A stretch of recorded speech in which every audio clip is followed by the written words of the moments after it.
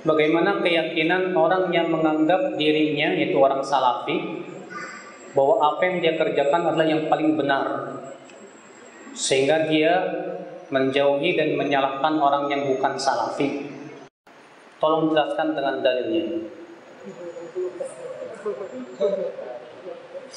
Sebelumnya Pak, saya ingin mengkritisi perkataan banyak orang yang mengatakan begini, kamu jangan merasa paling benar. Karena maaf, saya katakan, ucapan ini bertabrakan dengan fitrahnya dia sendiri. Buktikan. Kalau ada orang berkata kepada Bapak, kamu jangan merasa paling benar. Tanya, kamu berkata seperti itu merasa benar kan?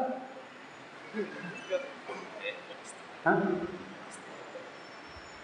Iya, kalau ada orang berkata kepada Bapak, kamu jangan merasa paling benar. Balikan. Bapak ngomong gitu merasa benar nggak? Benar sih. Ya udah sama aja berarti. Ya kan? Fitrah orang, Pak. Yang kedua, ada nggak sih di dunia yang mengatakan saya paling salah sendiri? Saya paling sesat sendiri. Ada nggak? Fir'aun saja, semua kita yakin. Fir'aun, pentolannya tauhid ini. Allah mengatakan dalam surat Ghafir, qala Fir'aun ma urikum illa ma ara wa ma ahdikum illa sabila rasyad. Berkata Fir'aun, aku tidak memandang untuk kalian kecuali apa yang aku pandang baik, dan aku tidak membimbing kalian kecuali kepada jalan kebenaran. Itu Fir'aun ngomongnya begitu, Pak. Fir'aun nggak ngerasa dirinya sesat. Yang ketiga, Pak, orang yang mengatakan jangan merasa paling benar sendiri, pasti kalau diamalkan jadi pelin-pelan. Coba deh, Fatihah sholat Allahu Akbar, kamu letakkan di mana? Di dada, jangan merasa paling benar sendiri ya. Terus gimana dong? Ke bawah. Kok di perut? Jangan merasa paling benar sendiri. Terus yang benar yang mana ini? Ini apa ini? Pasti pelin-pelan, Pak. Benar, Pak. Pelin-pelan. Justru ketika kita merasa benar, itulah kita berjalan. Di atas itulah kita berjalan. Kalau ada orang merasa paling benar, tapi hujahnya Al-Quran, hadis, ijma, wajib merasa paling benar. Karena Al-Quran, hadis, dan ijma tidak mungkin salah. Iya tidak? Kalau ada orang merasa paling benar, pas ditanya dalilnya, nggak ada, ini salah. Jadi kalau merasa paling benar, karena adanya hujah, dalil yang sangat kuat dari Al-Quran, hadis, dan ijma, boleh, nggak masalah. Bahkan itu harus, Pak. Karena kebenaran yang hanya berasal dari Allah dan Rasul. Namun, ada permasalahan-permasalahan memang yang tidak ada nas dalam Al-Quran dan hadis, tidak ada ijma juga, yang ada perselisihan ijtihad para ulama. Contoh misalnya, Imam Syafi'i mewajibkan baca Al-Fatihah di belakang imam, sementara ulama lain mengatakan tidak wajib. Masing-masing punya hujah. Imam Syafi'i hujahnya dalil hadis, la sholata liman lam yaqra' bi Fatihatil kitab.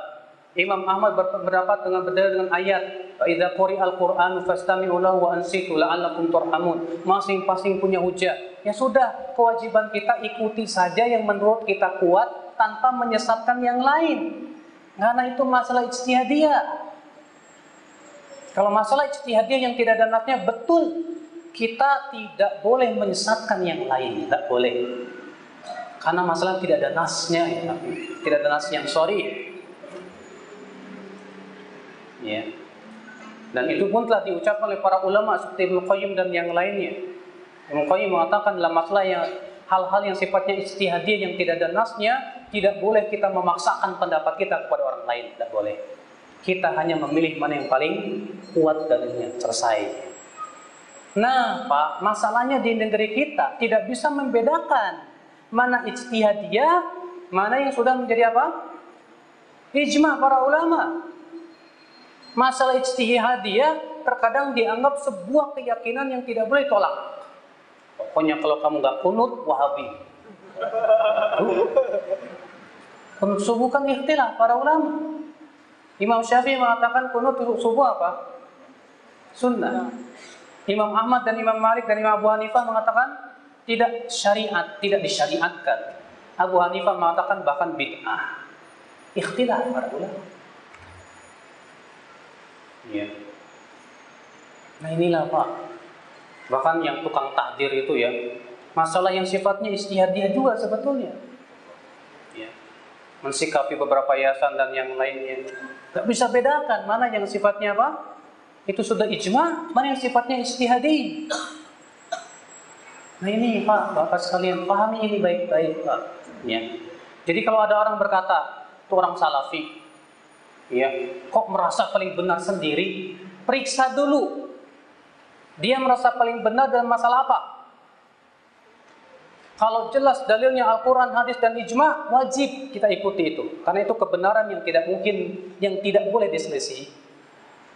Tapi kalau itu sifatnya ijtihadi, maka masalah ijtihadiyah kita lihat dalil-dalil setiap pendapat, kita rajihkan mana yang paling kuat. Nah ini yang azakumullah ya. Ya, itu batasannya yang harus kita pahami bersama supaya tidak salah di dalam bersikap.